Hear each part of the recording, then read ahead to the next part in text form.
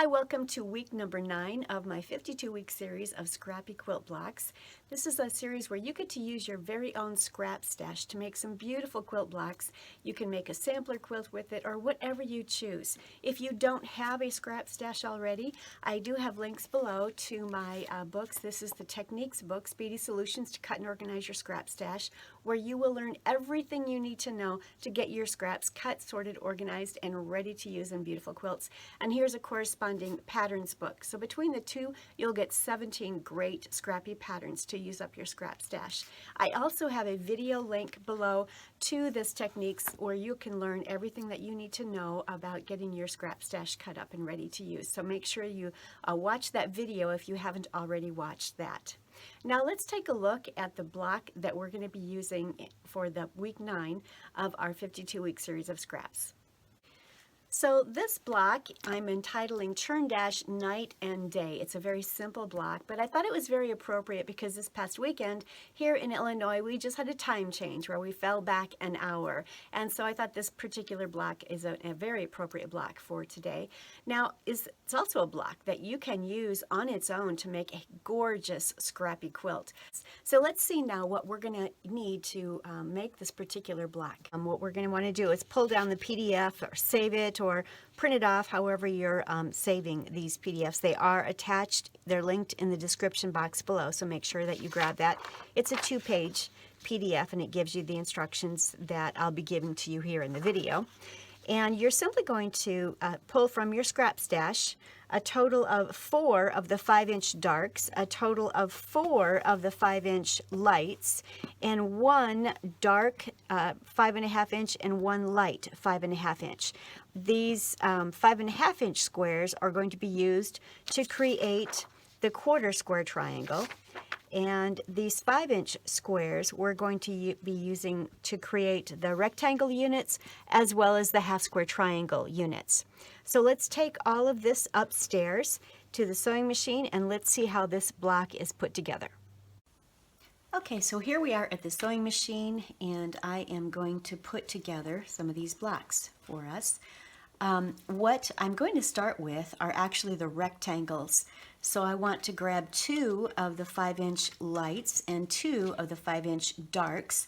And the first thing I'm going to do with each of these is simply cut them in half so that there are 2 rectangles from each of these squares. And each of them will measure, once they're cut in half, 2.5 wide by 5. And then we'll simply cut off a 1/2 inch so that we'll end up with 2.5 by 4.5 inch rectangles. So I have 2 dark and 2 light 5-inch squares stacked on top of one another, and I'm simply cutting them in half to obtain the triangles, or excuse me, the rectangles that I need. The rectangles are still a 1/2 inch too long because, as you remember, the squares were 5 inches. So I am going to simply cut off a 1/2 inch off the length. And I'll do that on all 4 of these rectangles, and we will have a total of 8, or 4 each, of the light and dark 2.5 by 4.5 inch rectangles. Now I'm going to create rectangle units by simply sewing a light and a dark 2.5 by 4.5 inch rectangle together.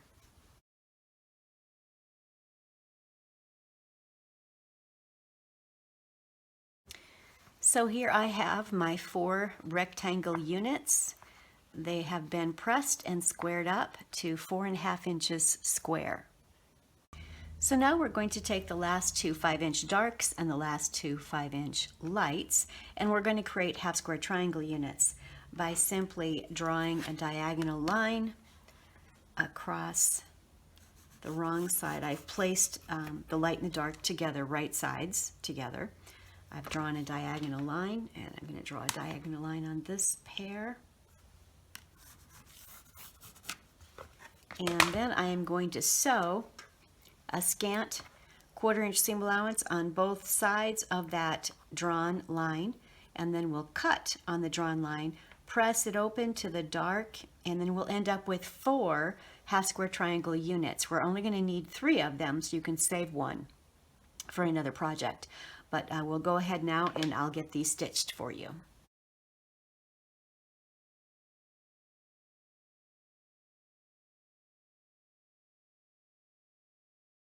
Now I'm going to cut on the drawn line to separate the half square triangle units.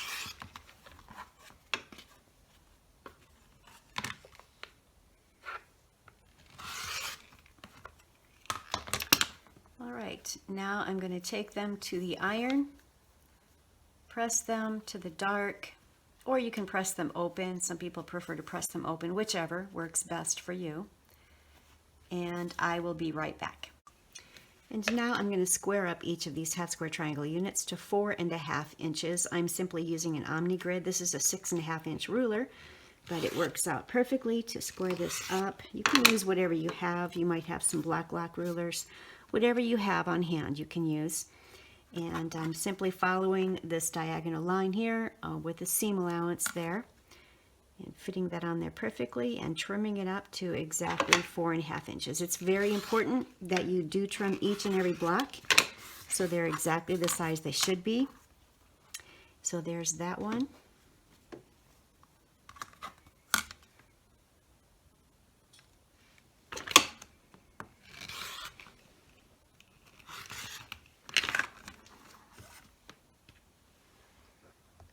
So I have my 4 half square triangle units squared up to 4.5 inches. There wasn't a whole lot that had to come off of each of them, but it's important that all of this is removed because your block will not go together properly if it isn't completely squared up properly. So 4.5 inches for each of these. And then you will not actually use all 4 of them in this block. You can put one of these half square triangle units aside and you'll use it, if you're making more of these blocks for a complete quilt, you can use it in the upcoming blocks or put it aside for another project. I always like to save mine. I put it in my 4.5 inch bin in my scrap stash so that I can use it for on future projects, but you will use these 3. Now let's see how we put the quarter square triangles together.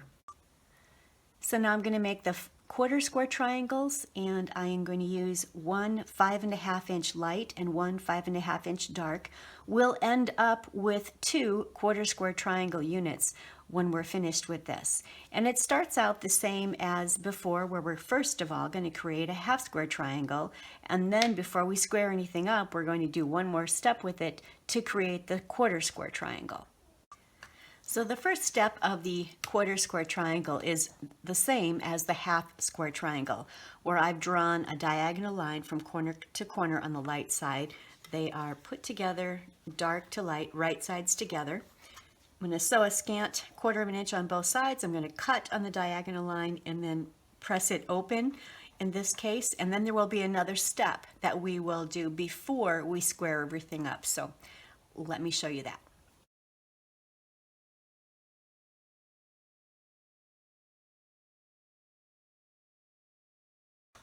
So I have sewn on both sides of the diagonal line, and now I'm going to show you how I do trim away that dog ear. That's just the excess fabric there. I just cut straight across from stitch line to stitch line. Now I'm going to cut on the diagonal line to create 2 half square triangles, and this is the first step of making our quarter square triangles. So here we have 2 half square triangle units. The next thing we're going to do is press the seam allowances open. For creating quarter square triangles, I do like to press the seam allowances open. So I'm going to take this to the ironing board and do that. I'll be right back. So to make the quarter square triangle, we're going to take these half square triangle units and we're going to put them right sides together so that the seams match, whoops, but the colors are opposite one another. So we've got dark with light and light with dark. And we want to nest those seams really well as we place them together. So once you place them right sides together so that the opposite colors match and the seams are nested nicely, then what you're going to do is draw a diagonal line perpendicular to that seam allowance. So I'm going to draw a diagonal line right here, which is perpendicular to the seam allowance.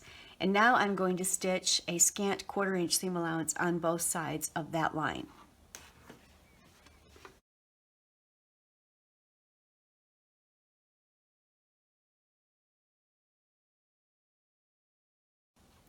And again, what I'm going to do is just snip off from stitching line to stitching line those dog ears, so that just eliminates some excess fabric.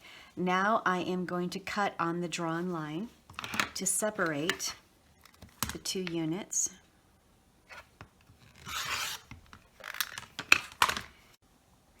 And here we have our two quarter square triangles that we need for our block. Now that they are quarter square triangles, this is the time that we'll square them up to 4.5 inches. First, I'm going to go press them, and again, I'm going to press the seam allowances open on these. I'll be right back. So here are the two quarter square triangle units, and I am going to square them up to 4.5 inches, and then we're going to lay out our block and get it sewn together.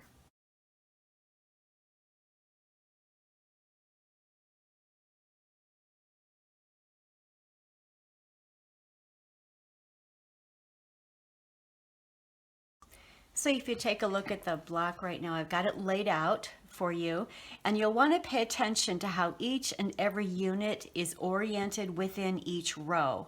The diagonal line here shows the 3 half square triangles, all with the dark on this side and the light on the bottom here. And then these are the 4 rectangle units, but you'll notice that 2 of them have the darks facing the outside of the block and 2 of them have the darks facing the inside of the block. So make sure you pay attention to that. And then the quarter square triangles are also situated differently. So up here you'll see that the darks are facing up and down, and over here you'll see the darks are facing right and left. So make sure as you are laying out your block that it's oriented this way, and then go ahead and web the block together or sew it together in any fashion that you like to sew your blocks together. You've seen me web blocks before. You can certainly check out that link, and I'll link that in the description box on how to web a block. I'll simply start by placing the first block in the second row on top here, sew that and just continue down, and then I'll add these to that unit. And I'll have the columns webbed, and then I'll web the rows. And I'll be back in just a moment to show you the finished block. So here is the completed block. It needs to be pressed and then squared up to 12.5 inches. You can press all of your seam allowances open if that works better for you, or you can nest them, whatever works best for you. I did press the center seam allowances out and these in, but try to make sure that you press them opposite one another so they lay better if you're nesting them. And I love the block. I think it was a fun one, and it's a great block to put with the same block throughout an entire quilt. What a beautiful quilt it's going to make. I hope that you are enjoying these scrappy blocks that I present every Monday. Make sure you create a playlist or find my playlist of all of my Quilting with Lori blocks and the 52 weeks of scrappy quilt blocks that I'm putting together. And also make sure that you check out that video, and I'll have it linked below, of my tutorial on how to speedily cut up, sort, organize, and store all of your scrap stashes. It will tell you everything that you need to know about getting that organized so that you can make beautiful quilts with your scrap stash. Don't forget to comment below. Let me know what you're going to do and how you're going to use these scrappy blocks. I love to hear from my viewers. Don't forget to like and subscribe, and we will see you later on this week for part 2 of my disappearing black kimono jacket pattern, and then we'll see you again next Monday for block 10 of my 52-week series of scrappy blocks. Thanks so much for stopping by Quilting with Lori. My name is Lori Dickman. Have a great week and happy quilting.